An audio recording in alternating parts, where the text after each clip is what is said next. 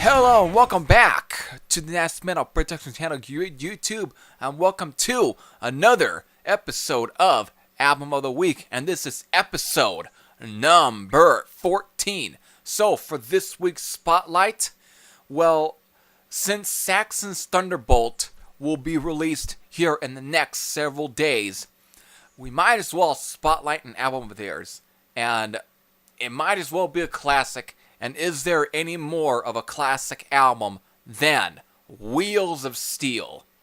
Now, for me, one of the main reasons why I really find the sound as much of a classic, of course, many people definitely will consider this a classic, but for me, why I consider this a classic is the fact that this was my introduction to Saxon's music. While definitely not my introduction to the band, my introduction to the band was actually through some sort of magazine, actually. I think it was like, the top 100 best metal bands or so. And on the cover, of course, features somebody from Slipknot. But in that magazine, which I had purchased from, Winco Foods, back in 2006, 2007? It's been quite a long time, actually. In that magazine, Saxon was ranked, I can't remember what number Saxon was ranked at, but they were ranked somewhere pretty low, though. It had to be around maybe the 90 to 80, I think, but I can't really give you a solid number. Anyways, in there, they definitely caught my attention, and of course that magazine kind of brought my attention to some other bands that definitely are favorites of mine now.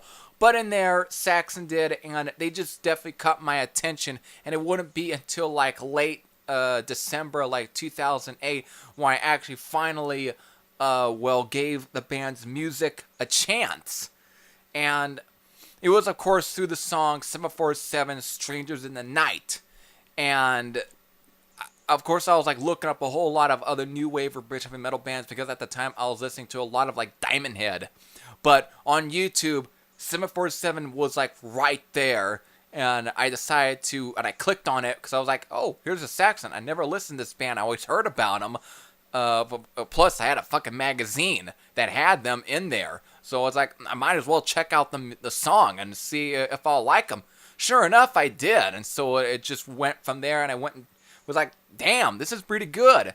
So again, I started checking out more as the next song was Stand Up and Be Counted.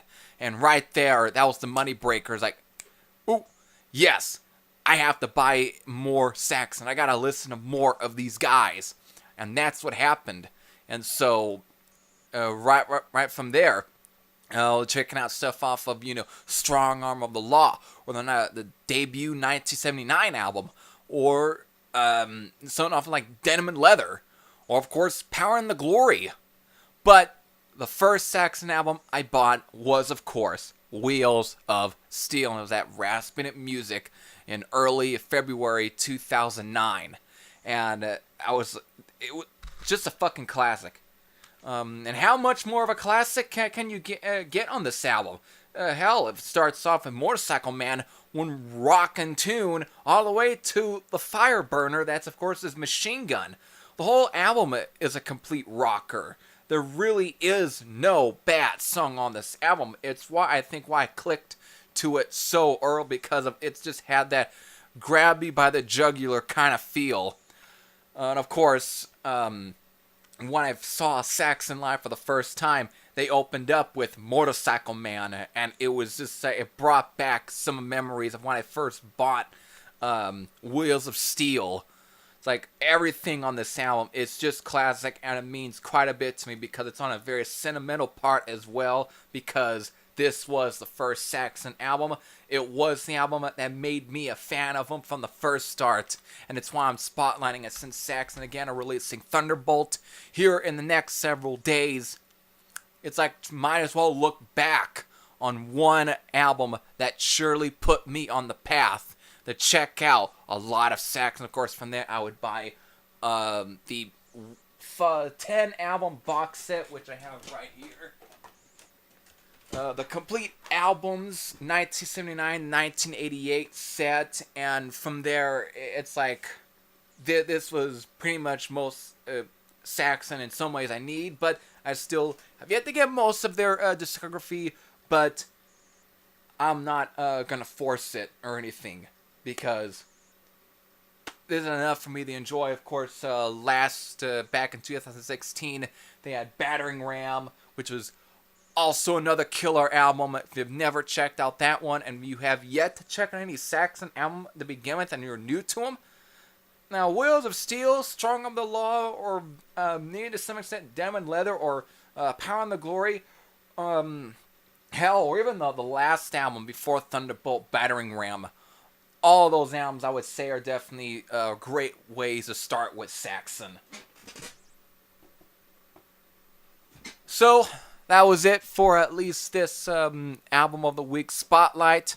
If you have, again, if you are a fan of Saxon and are looking forward to Thunderbolt, definitely let me know what your thoughts. What were your thoughts on some of the past couple of Saxon albums prior, like 1980s to like maybe like the 1990s to then 2000s, and so on and so on.